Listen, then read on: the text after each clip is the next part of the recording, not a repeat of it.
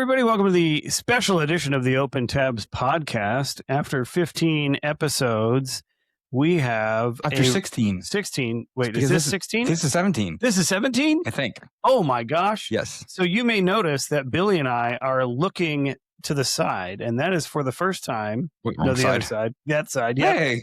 For the first time ever, Billy and I are together in studio for the Open Tabs podcast. And you guys thought we didn't even know each other in real life. Yeah. You were right, but we met each other today. Yeah. Well, today, 25 years ago. No, I'm just kidding. Right. That would be cool if it was, but I don't think it is. Yeah, we'll have to look it up. I'm pretty sure it was in August. I don't know. I'm going to guess it was in August or September because we met in high school. So who knows? All right. Well, today's episode of the Open Tabs podcast is an exciting one. We're excited to kind of discuss the concept, or I don't know if it's, it is a concept, or if it's just the general eventuality of aging. So that sounds awful. Yeah. Billy, I have, for those of you that don't know, I have 4 kids. One of my kids is actually turning 17. Oof. My eldest has turned 17. She turned 17 in not this Friday, but the Friday after. And I got to tell you, having a child who is basically almost an adult is a very strange feeling because I'm not sure that I feel like an adult yet. I think I feel a little weird, having this, person. And it's happened a couple of times. My son, who is 15, he is starting to sound like a man. And I'm freaking out. Dad. Yeah, when I'm working downstairs and I hear a man's voice in the house, it stresses me out a little bit, if I'm being honest. And so, yeah, I am feeling. What's for dinner, Dad? Yeah. Well, he'll I'll start hearing a voice. I'll be like, what is that? There's another man in the house. Is the pest control here? Yeah. Like multiple times I've been like, what is going on right now? Is his voice like crackling or is it like deep now? No. So it's not, it's weird. He doesn't have the thing yet. He probably does sometimes, but I don't hear it consistently. Yeah, me too. So I don't hear it consistently yet, but man, they're growing up. They're getting older. They're different people. They're new. They've just got, they've got these really cool, personalities that are not necessarily what I always expected, So I really enjoyed getting to know them as these older teenagers, but it definitely puts into light like this idea that I have in my head where I'm just perpetually sitting around in my late teens, early 20s. And is it like that for you? So that would be giving me too much credit.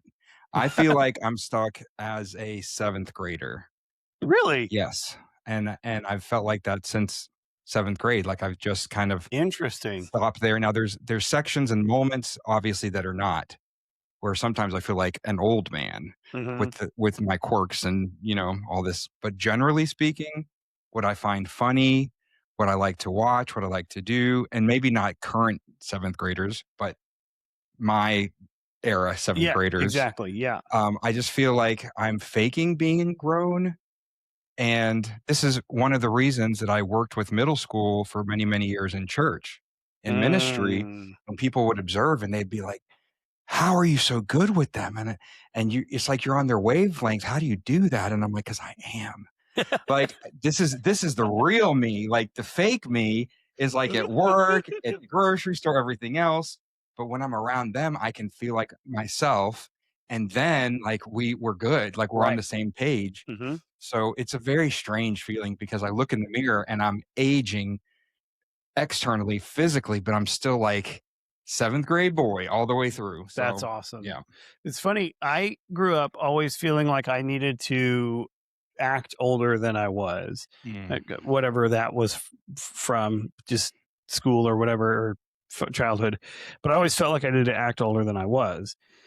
So part of me has like that feeling of like imposter syndrome, right? Where even now, I am an adult. I am in my 40s, and part of me still feels like, am I just I'm like pretending a little bit, and I'm still that, immature kid who, whatever. Now, I would say that I got stuck somewhere in the late teens. Like, my brain still thinks of me somewhere in my late teens. But I also, like that, I had back issues that started in my teenage years. So that wasn't like even the physical stuff doesn't ever like snap me out of it. Like, a lot of guys, I think they get snapped out of it when they're like, "Oh, my back feels 40." Well, my back always felt 40. Mhm. So I don't know. I just am stuck there in my late teens, and that's how I think of life. Now, what about now or in the past? Have you always gravitated towards friendships that are your age or people who are younger or older? Like, how has that worked for you? That's a great question.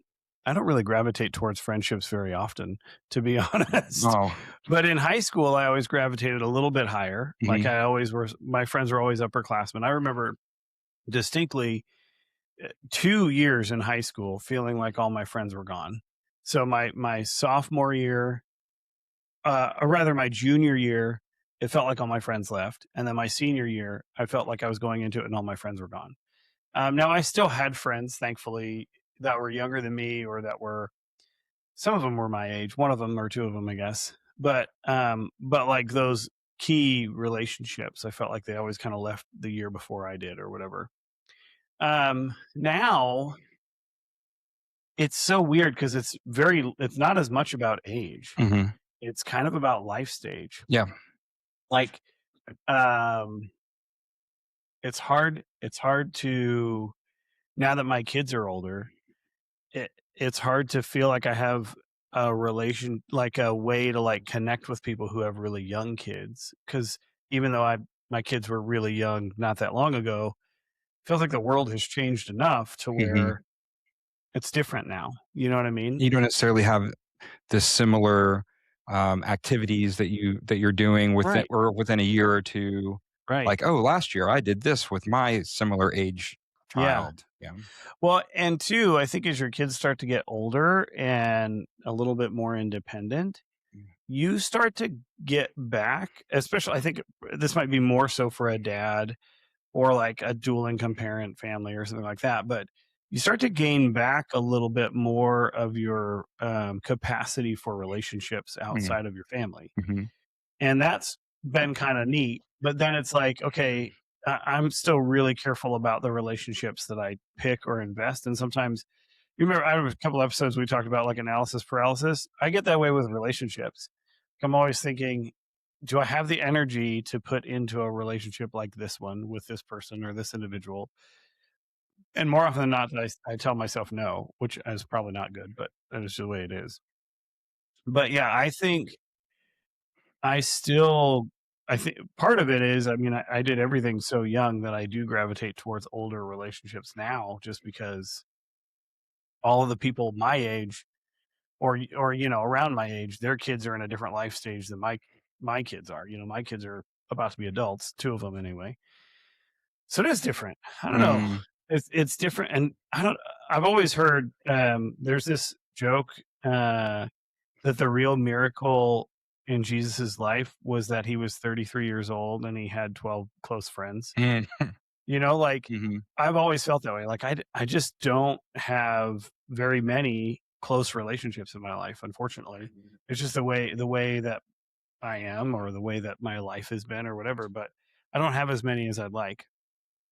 Yeah, that's last week we we touched briefly on this book, The Five Regrets of the Dying, and I've been Mhm, thinking about those throughout the week. And the fourth of the five is I wish I stayed in touch with my friends. mhm.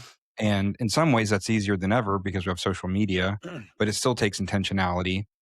And I find myself, I would say I'm probably better than average at staying in touch with people because I've always tried to make that Yeah. effort. But the flip side of that is not having it reciprocated. Mhm, And too often I chase after a friendship for too long mhm. and then I get my feelings hurt because not every Right. friendship is meant to last for a lifetime. Probably very few are. And so is it okay to have a friendship that's only there for a season? yes. And if it organically ends because people go in different directions, that's okay, and you enjoy it for what it's worth. But I think I'm a bit unusual in the sense that I've always had friendships that are like age wise in extremes in both directions. Really? So I remember even at 14, I had a group of friends who were all like early 20s and drove, and Oh, I was like wow. the one young guy that hung out with them. I remember going to their college graduations and all this stuff, and this is before I even had a driver's license. Oh, wow. And so um, even now, I have very close friendships that are both directions, 30 years, 25 years. Mm, Like mhm. one of my closest friends, shout out to Robert if he's out there. He's, I think, 66, 67. We talk almost every day. I consider him one of my best friends. And then shout out to Dylan. I hang out with my buddy Dylan at least once or twice a week, and he's 23, he just turned 23. Oh, wow.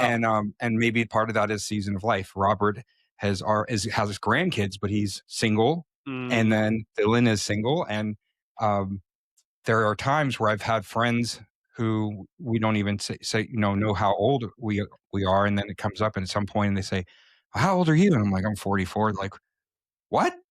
wait, you're 44? Yeah, Oh, okay.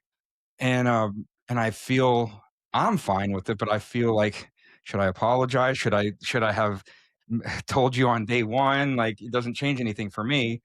But I've my whole life I've had friendships all over the place, Mhm, and not even just season of life. I've had friends who are with kids or retired, or friends that are still students in high school, whatever. mhm. And I just I try to love everybody, but it's interesting. I like having a variety of friendships, different religions, different political views, and then at times somebody finds out something, and it's almost like, oh, does this change things? Especially Right. political stuff. Oh, yeah, Does this sure. change things? And I've had, in the past couple of years, I've had multiple people ghost me for different reasons and say, Mm. "Oh, we're not compatible as friends anymore." And I'm like, "Well, I don't like that. I don't like Oh, that." So, man, that's tough. yeah.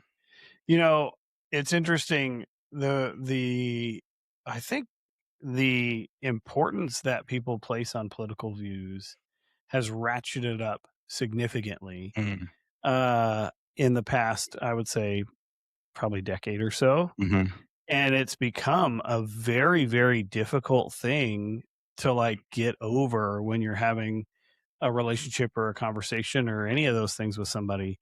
You could step on a landmine really quick and ruin a relationship, Yeah, and that's unfortunate, yeah, like, I don't think that's ever what the intention was when the founders put in a two-party system or whatever it was, like, yeah.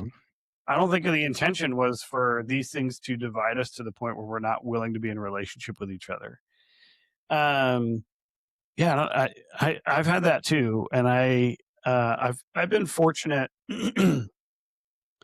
Most of the time when I run into that, it's a family member, so they're stuck with me a little bit. But also too, I think there's a connected, like, hey, we love each other because we're family. We're not going to like disassociate because we disagree, kind of thing. Though that happens for sure, that happens.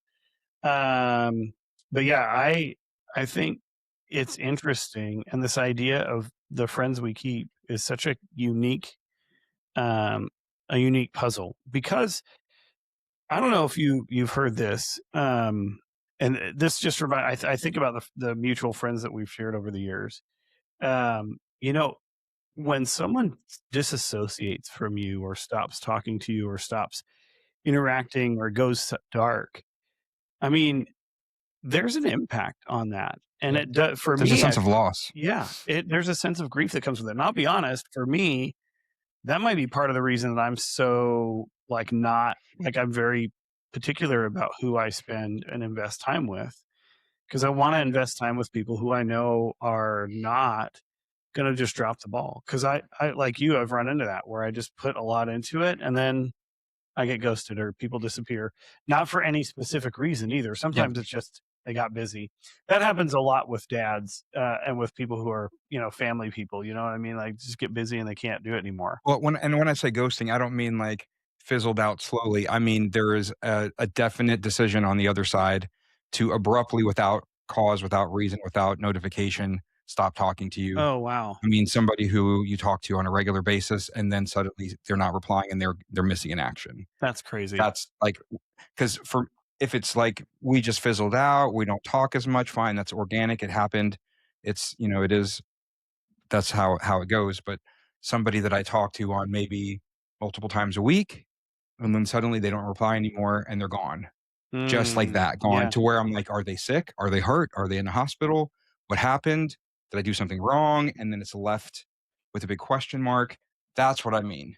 And every now and then it's like a so long, there's a goodbye message, and at least that's that there's some Some degree of closure closure. to that, Yeah. but yeah, I don't know. That's interesting that you say that. So what I was thinking of is because I don't think that people think of it this way, but like you said, I think it is a loss. There's a grieving that takes place, and it doesn't just affect, um, especially in a friend group situation, it doesn't just affect the two people, Yeah, right? C.S. Lewis writes in his book, The Four Loves, that if you have three friends, A, B, and C, right, and B dies, there's the obvious loss of B in that group, but there's also a part of A that is activated by friend B that dies along with him. And there's a part of C that's activated only by friend B that dies along with him. sure. And so it can be very difficult when you've got and you might see this when you're, friends with a couple of people, or you've been friends with a couple of people, or connected in one way or another. It's like that ripple effect takes takes course across the board. It's going to have an effect on the entire friend group, to say the least. And I don't know, um I think sometimes we don't consider that. We don't consider the fallout from disassociation or disconnecting from people that we're connected with. Yeah, And then I'd imagine that when it's not a death, right, when it's just a loss, if friend B just decides to leave, I'd imagine there's a significant loss on the side of friend B that they've got to process through as well. yeah. So, And maybe it's easier, or if maybe it feels less impactful when you're younger because there's so many people who come and go. mhm. At least for me, the older I get, even the friendships that are only a couple years old, they feel more valuable, Yeah. because I try to really invest, Mhm. and knowing full and well that they probably have a shelf life of some sort, because most friendships don't last your whole life, and that's okay. But you never know, and I want to go into it giving everything I got Yeah. to give it a fair shake. I want to read this C.S. Lewis again, this quote from The Four Loves. I used to have this committed to memory, but I want to read it so I don't get it, so I don't botch it. Talking about vulnerability, because Mhm. I felt that way at times, at seasons where I'm like, I'm tired of getting my feelings hurt. I don't want to pour into a friendship, and and it's just all for nothing. And so forget it, Mhm. Mhm. which is understandable. It is a way to protect oneself from getting hurt. Mhm. This quote from C.S. Lewis is on the topic of vulnerability. To love at all is to be vulnerable. Love anything, and your heart will be wrung and possibly broken. If you want to make sure of keeping it intact, you must give it to no one, not even an animal. Mm. Wrap it carefully round with hobbies and little luxuries. Avoid all entanglements. Lock it up safe in the casket or coffin of your selfishness. But in that casket, dark, motionless, airless, it will change. It will not be broken. It will become unbreakable, impenetrable, irredeemable. So, what is the alternative if I don't want to get hurt? Well, I'm not going to open up to anybody anymore. I'm going to be safe. I'm Mhm. not going to get hurt. I'm not going to put myself out there. And that works. It works. But the flip side is my heart grows cold Wow. and selfish and empty. Mhm. And Mhm. so, every time I get to that, every time I have gotten to that place in life, I have to stop and say, that's not the answer either. Yeah. I'm going to be vulnerable, knowing that it's not if, but when my heart's going to get Right. broken again. But that's the only way to live, you know? Yeah. Yeah, I totally get that. And I think the key to any good, like, healthy experience is to make sure that you have those relationships that you know you can count on, right? Where you can always just pick right back up. There are probably a handful of people, some mentors and different people in my life where it doesn't take much. If I need some advice, or if I need a connection point, or if I need, you know, someone who can just be kind to me, right? There are people who I know I can pick up the phone. We haven't spoken in a year, 2 years, 5 years, whatever, and they're going to be there for me. You know what I mean? Mhm. Um, but at the same time, I think we have to treat the friendships that are important to us with the reverence that they deserve. And we have to be willing to both be vulnerable and receive vulnerability in order to have true connection with people. Yeah. Um, and I think when you have that, man, life gets a little bit easier. And even so, you can't ever control the other side. Yeah. And I have a hard time with that too, because I can do everything in my power and the other side can still walk away Yeah. as they have and as they do sometimes. And that's really challenging because then I can go back and say, what could I have done differently or what could I have done better? But at the end of the day, I can control my output, but I Hmm. can't control the outcome. Right. Yeah. And so I have friendships that could be 15 years. And then something happens to where the other side says, I'm done. And maybe it's something I did wrong, or maybe it's not. And I can only do so much. And Hmm. then you can't force them. I'm going to tie you. I'm going to tie myself to your ankle. And you just have to let them go. And then I mourn those, man. I mourn those, especially because I have no, I have two blood relatives on the whole face of the earth. Wow. Neither of them live in Georgia, but I don't have any close family. I'm not married, no kids. And so I don't go to church anymore. So these friendships, uh, that's my everything, Yeah. And so when Yeah. they end up, ending or falling apart, it's like having going to a funeral, you know. Yeah. Yeah. That's tough, Yeah, man. That's really hard. Yeah. If anybody's interested, hit DM us. Um, Billy's a great guy. Just so everybody's aware. that's what they say, but they are wrong.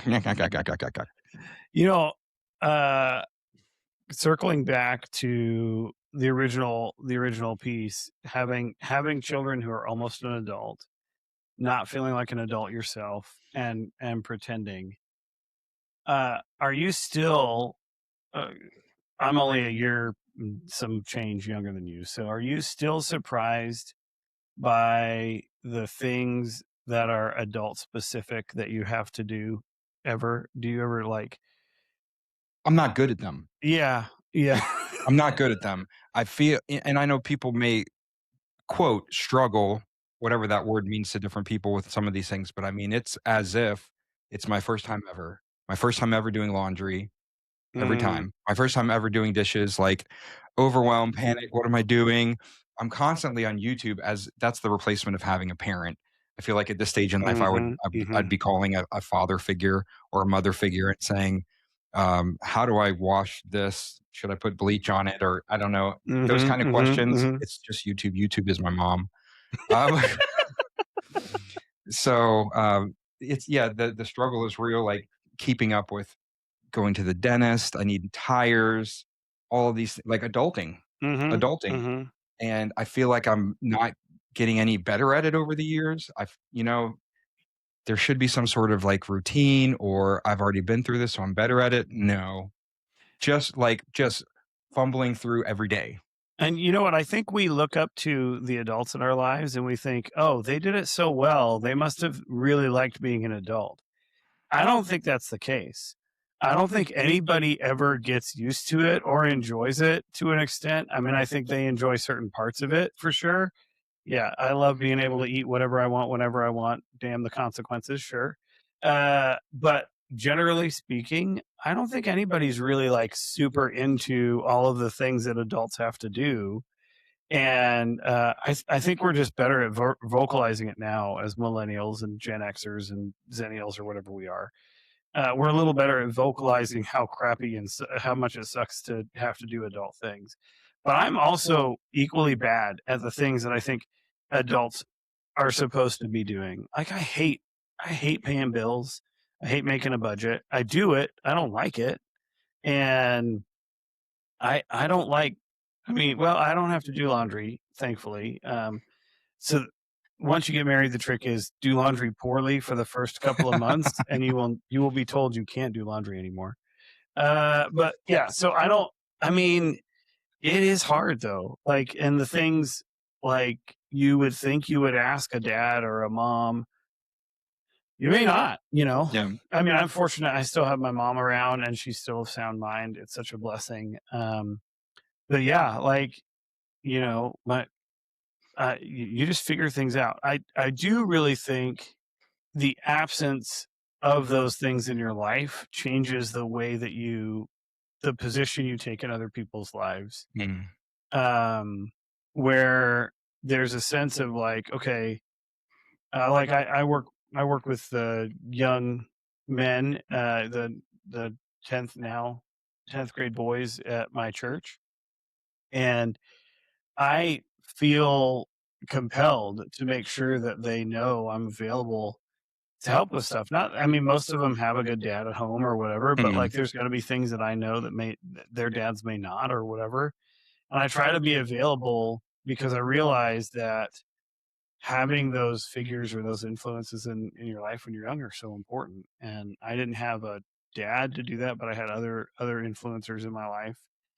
And I think, man, what a good thing that we can do for society just to be a good like you are with your friend Dylan, right? You want to be a good influence, a Yeah. good example in somebody's life and make sure that they know what it's like to, you know, have somebody older looking out for them, you know what I mean? Yeah. Yeah. And for me, I didn't meet anybody new for years because I was like a hermit through COVID and all that stuff. But like 2 years ago, 2.5 years ago, I ended up taking 3 months off of work with a short term leave of absence. Mhm. And I went full time all day, every day, Monday through Friday to a facility for mental health, Mm. like an outpatient, whatever you want to call it. And it was just mostly group therapy and that kind of stuff because just depression got the best of me. And going into it, I didn't know what would happen, but I was open minded and tried to love people, and I ended up making a bunch of friends. Oh, wow. And so, most of these friendships, if not all of these friendships from the past 2 years, were people I met through that. And so, just the nature of it, we all had something in common, which is some sort of a mental health struggle.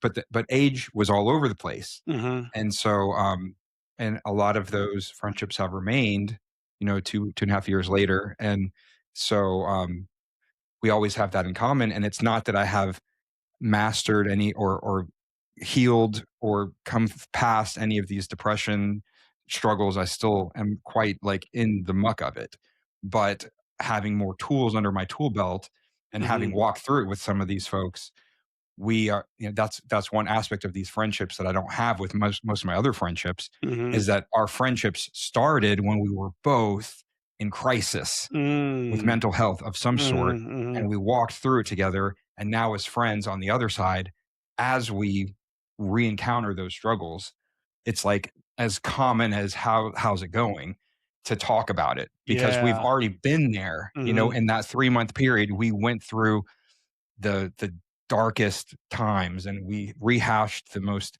difficult memories, and we loved each other through it and came out the other side. And so now, like, those are super valuable to me too, because age aside, like, hey, I'm struggling with whatever depression, and I know the on the other side, they're not like, really, you no, because we went that's where our friendship Yeah. started Yeah. you know Yeah, it's interesting too, the masks we wear in public with the people who we're not as close to, or even some people who we are close to, who would never have guessed.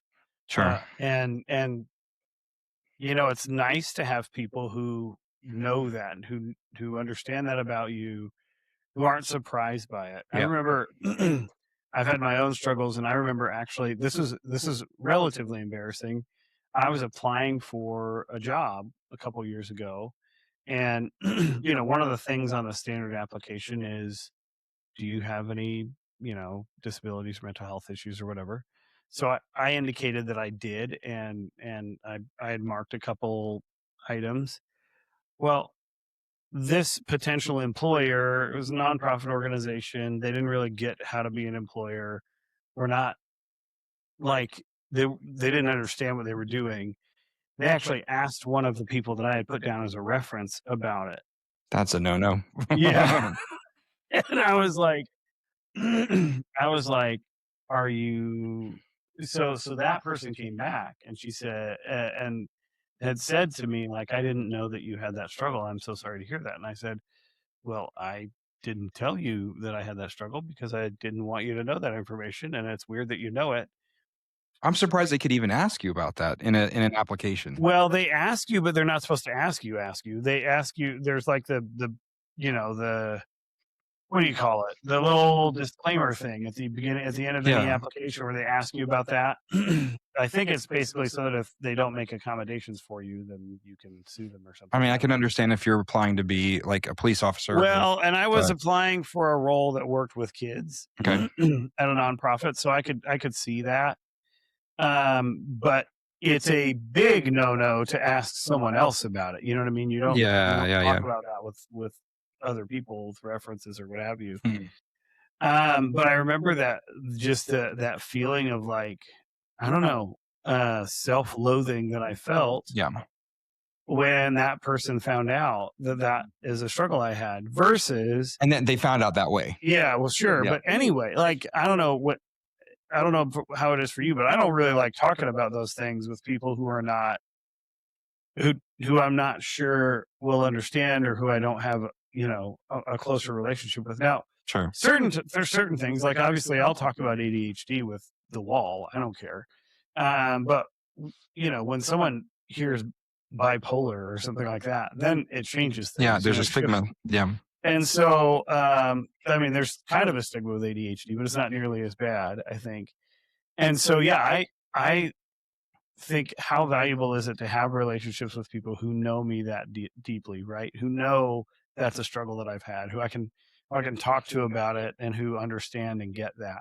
Yeah. A lot of times you don't even get that with family. You end up with that, through friends, or through some sort of, like what you went through, having a group of people in the same kind of, crisis with mental illness. Like, that is such a powerful thing, man. It's Yeah. good to have friends in that place. And it's funny, I don't even like talking about it here on the podcast, because I don't want it to have a negative effect on whatever. But frankly, like, that sucks. It shouldn't have to be that way. Yeah. Yeah. We should all be able to just, hey, man, that guy's a quadriplegic. That guy has depression. That guy's got ADHD. That person's got diabetes. That person's, Mm. deaf, whatever. Like, they're all things that make us unique, and give us a challenge that we have to overcome in life. And we should all just accept people, the way they are, without having to worry about it. Yeah. And it's funny, it's not about, like, ignoring it like it doesn't exist. That there's a difference there, right? It's like, hey, I see that this is an issue, or I see that this is happening, but it's okay. Everybody has something. You know what I mean? Yeah. And people with um, will just be very broad with disabilities. Let's just say somebody has new legs and they're in a wheelchair. What do they probably want? They just want to feel as normal as everyone. Now, they don't want to be patronized like, "Oh, hi there. How are we feeling today?" Yeah. But you also can't ignore it. Yeah. There that's that's a part of who they are, but it doesn't have to define them, and they don't want to be known as, "Oh, that's my friend with no legs."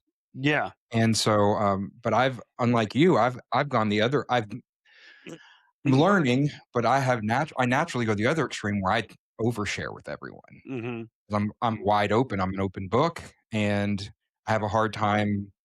I wear my heart on my sleeve, and I have a hard time hiding anything.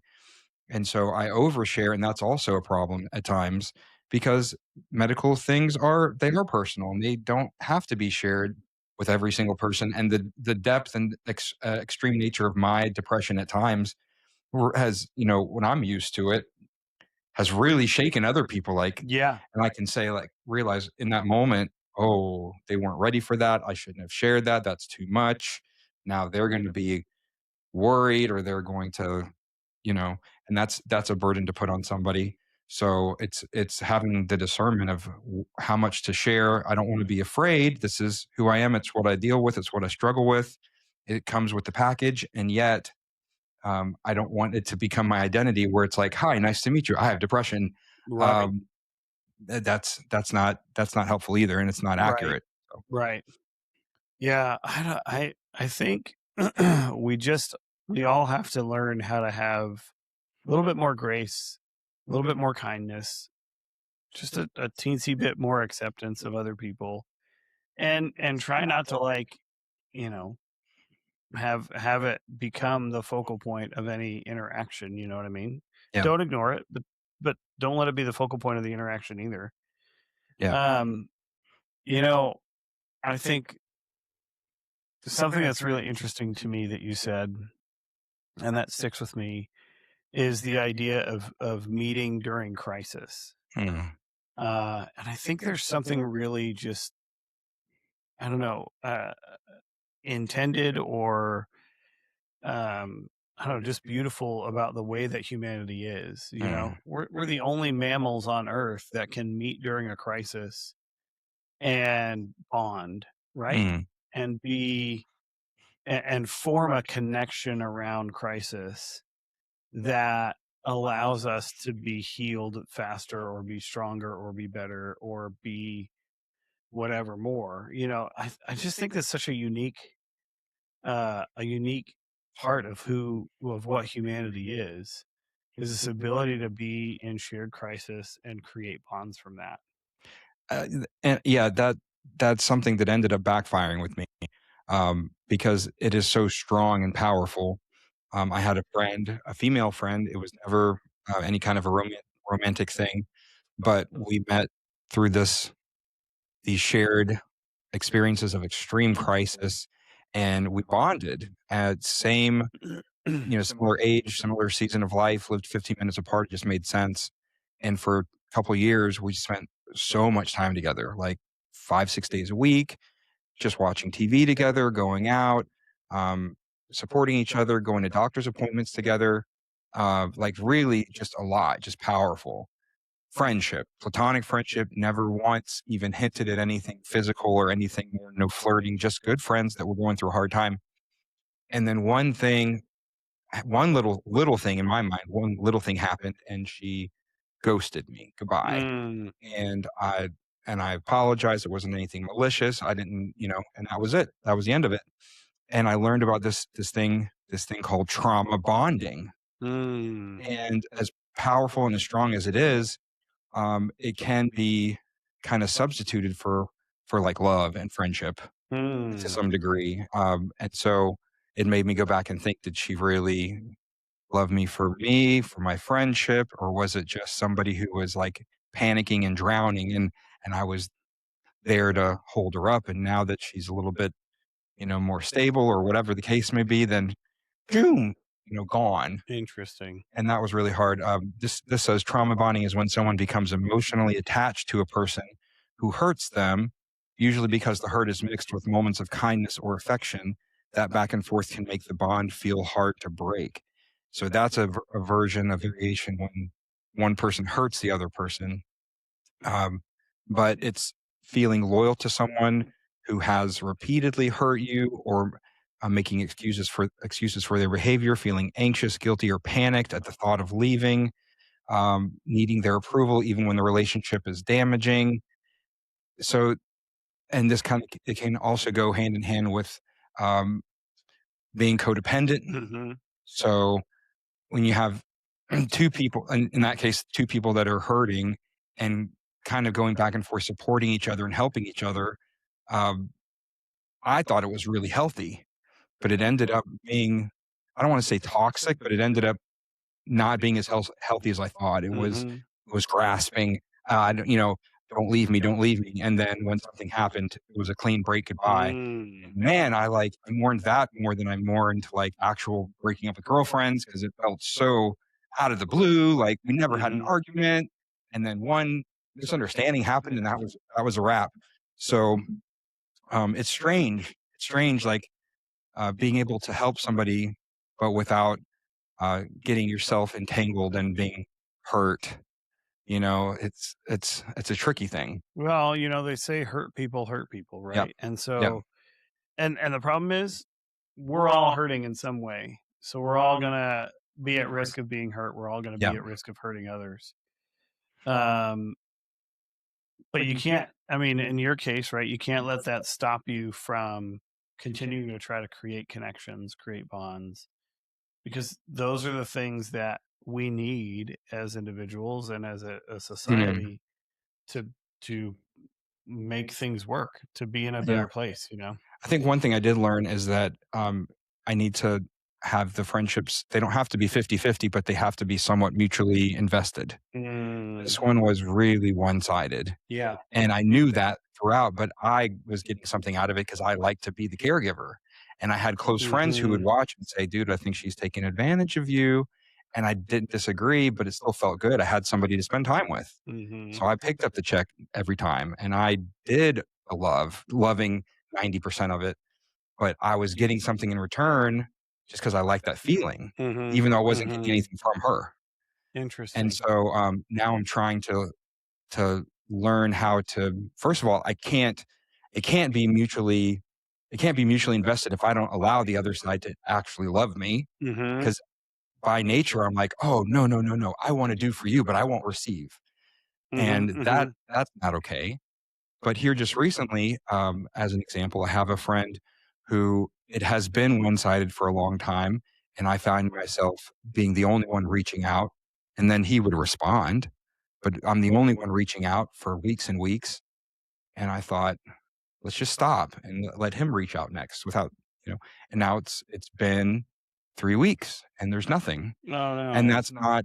that's like where in the past I would be like, wait, don't leave me. I'll do everything. Yeah. I'll do everything. I'll love you and invest and put everything into this in the hopes that maybe one day you'll give back. And Mhm. that's not healthy either. No. So if it's going to fizzle out, it's going to fizzle out.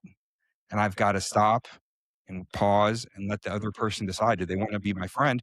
Because if a person is just loving you because you love them first, that's empathy. It's not love, Mhm. you know?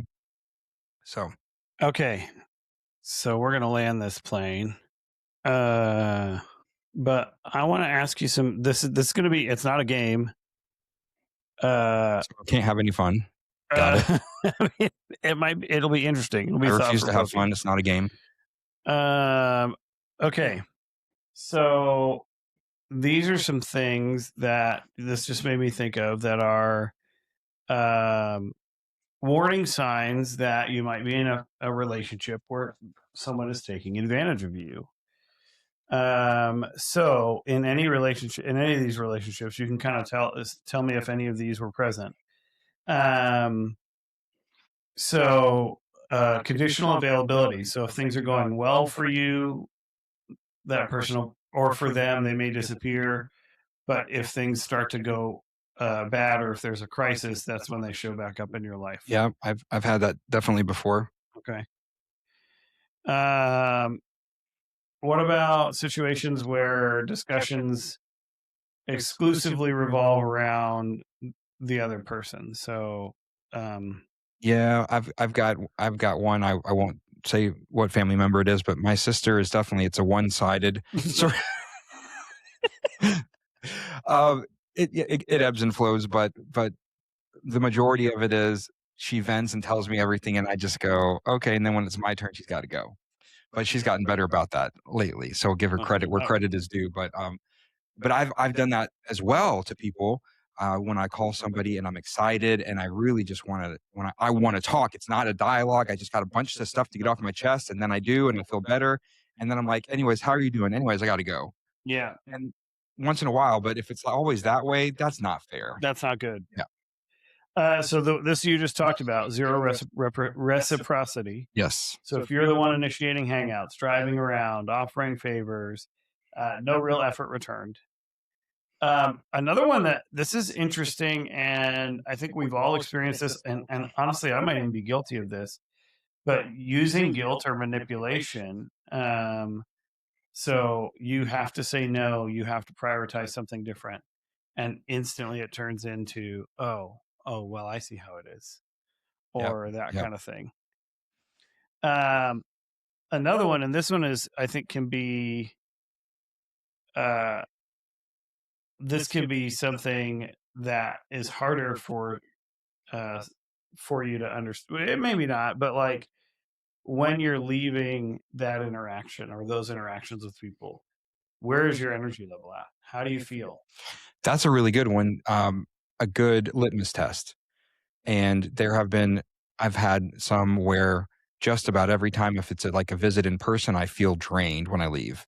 I've spent all the money, I've done all the effort, I've done all the driving. And then now I'm leaving feeling broke, tired, hungry, bummed out, completely empty every time. And that's a red flag. Yeah. And then there's other people that, man, um, talking with them or spending time with them, even if it's, even if I'm in a rough spot, or maybe especially if I'm in a rough spot, I leave feeling like encouraged, loved, welcomed. It's going to be okay. And for me, the key is for those that feel great, I better not allow it to be because I'm draining it out of them. Mm. They need to feel, if I'm feeling encouraged and boosted and motivated and uplifted, they need to be also. Otherwise, it's just flipping it, and I'm draining their life energy, Yeah. and that's just as bad. Yeah. 100%. And I think, the age old adage, you've got to love your neighbor as yourself. Like that's Mhm. in a relationship, no matter what it is, but especially in friendships, like you've always got to be mindful of like what is my impact on this person's life and what is this person's impact on my life. Yep. And I think if you can keep those things in, and sometimes you can't. Sometimes you're not in a place from a wellness perspective to be able to do that, and that's okay. But in order to have healthy friendships, you really have to identify like what are the impacts. And I actually had this interaction probably a few months ago where I was talking to somebody. It's a person I admire a lot, who's just very successful and can do just anything on the planet, right? So I was really excited about this project that I had finished that he had let me some tools for or something. And I realized I didn't even understand that he has in the middle of a meeting with his contractor trying to work on his house, and I interrupted it. And I'm just shooting the stuff like it's no Yeah, big yeah, yeah. deal. And then I hate it when this happens, but he looked at me and he said, "Hey man, I got to stop you. My contractor's in there. We're having a meeting and he's waiting on me." So Uh, not only did this guy like cut the meeting, like pause the meeting with his contractor, uh, to come talk to me, but then he even took a minute to ask me about my day or how things went. I didn't even think to say, "Hey man, is how's the not, project yeah, going? or is now a good Now a time? good Yeah, time. yeah. What is there anything I can do to help you out? Do you need anything?" Did did not think about a thing. I was just so focused on my excitement for my project or whatever that I had done. And so we can all get like that. Yeah. And that's not necessarily a bad thing to be excited for what's going on in your life and wanting to share it.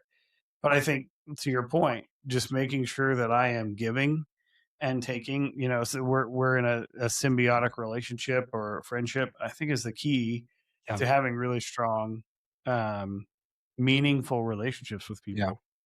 Just to be aware of what the person needs, even if they're not saying it, even if they're not expressing it. Yeah. Somebody once said, uh, when somebody is in trouble, don't bother them with asking them what they need. Just figure out what they need and go do it. Yeah. Something like that. Yeah. So I do want to throw this in at the end here. It is unrelated to everything. I started a weight loss injection. You did. Sir, Awesome. my insurance doesn't cover it. Surprise, surprise. And so I never was able to get it because I'm not diabetic or pre-diabetic. But now they have all of these, compounding pharmacies where you can Mhm, get it mail mhm. order for cheaper, and I found one finally that was affordable enough to do for just 1 month, and because it's cheap, it's not like an EpiPen that's preloaded with a button. It's like a and it A came in the vial. mail, it's like a little glass vial with a pack of syringes, and for anyone who knows me for even 5 minutes, I'm a big baby, I'm jumpy, I'm terrified of balloons, like snakes and balloons, those are my 2 biggest fears. I can't believe you said the word. I usually don't, I usually say the S word. But balloons, I can't open a can of biscuits, I can't open a bottle of champagne, I'm just jumpy, anything that pops, and so I'm like, "I know." I opened the box from, you know, in my kitchen, and just see the syringes in the bag and the little and I'm like, "Who am I kidding? There's no way. There's no way. I'm not even I can't do this. There's no way." And so several days went by, and I'm thinking maybe I can get somebody to do it for me, and I know it's a tiny needle, and it's no big deal, and no, it doesn't hurt, and all this. I'm like, "I can't do it." And so I emailed my psychiatrist because we have a good rapport, and I said, "Hey, is there anybody at your office that could do this for me, like, once a week?" And he replies back and he said, "Yeah, we have a clinician here who can do it for you. It's 15 bucks each time." And I got so mad. I got so mad because right now I'm paying him $385 per hour visit because my high deductible hasn't kicked in for the year. Mhm. And you're going to charge me $15 when I'm going to show up in your office with the needle and the medicine. I just need 10 seconds for somebody to give it to me. I was so mad. 15 bucks a pop that I opened the thing and I just did it. Nice. Did it like first try, no big deal. And it was fine. I didn't feel it. It was no problem. So today's Monday. So I decided for whatever reason every Monday. So Monday night before bed, tonight will be week 2, and it's such a tiny dose, I didn't feel anything, any side effects or any appetite suppressant. It takes several weeks Mhm, mhm. to build up, but I need some help because I like to eat. Yeah. No, So, I feel you. I'm in a similar situation. I don't qualify yet for that, which I guess is a good thing. Um, but I just recently joined a program through my insurance company, and I'm hoping that I'll be able to get back down to where I was. I lost about 60 pounds during the pandemic. It was a little too much, to be honest. I looked a little like I lived in the third world country a little bit. But if I'm in the same boat, man. I just feel the time has come. I'm in my 40s. I need to just figure it out. yeah. Get back, get back to normal, whatever that looks like. Um, so Well, we'll have hey, to encourage each other and yeah, share with our viewers as we go and progress. For me, the big thing is they say is protein, high protein, high hmm fiber, hmm lots of water, and so I'm gonna try to do that the best I can, like buy meats and beans and yeah, uh, um, high protein stuff. I don't know. yeah, So I'd had weight Greek loss yogurt. surgery 3 years ago, and I made zero effort, like even on the first week of changing anything. And I did lose weight over time, but you this kind of medication, I'm sure whatever one you're trying, like it's not a magic fix. You have to put an effort in. Yeah, So dang it, gonna have to put some yeah. effort. No, so I don't get any medication yet. I just have Oh, to. I just have to do whatever they tell me to do. It's like verbal or whatever coaching. But dang. you know, at, at this point in my life, if I can get to my goal, it doesn't really matter. That's the thing. Like, it doesn't matter how you get there, man. Just get there, and it doesn't even matter where there is. It just matters that there is a better place for you. Well, Um, to some degree, it's got to be healthy and sustainable because yeah. people go off of these injection medications and then a lot of them gain the weight back because they Well, didn't change I their have several lifestyle. friends who are just staying on it. Yeah. Or I met somebody who is staying on it, but only like almost like a It's a microdose, maintenance dose. maintenance Yeah. dose, like once in a while. hmm That's kind of cool. But Yeah. It's interesting to see how all that works. And would be interesting to see how we progress. I'm gonna get skinny. I'm Are gonna get you? skinny and I'm gonna get a girlfriend There you go. on either I case, don't. on either account. I I don't need a girlfriend. I have a wife, which is good. But I would like to get skinny for her. She deserves it. Oh, Yeah. I mean, she's real hot, and I have not taken good care of myself. So, you know, I should probably That's figure just that the out. sweetest thing you said all day. All right, everybody. Well, thanks so much for joining us once again in the Open Tabs podcast. Feel free to comment, like, subscribe, visit us, or email us if you'd like, info@opentabspc.com. Thanks so much for joining us, and we'll see you next week. Peace. See you.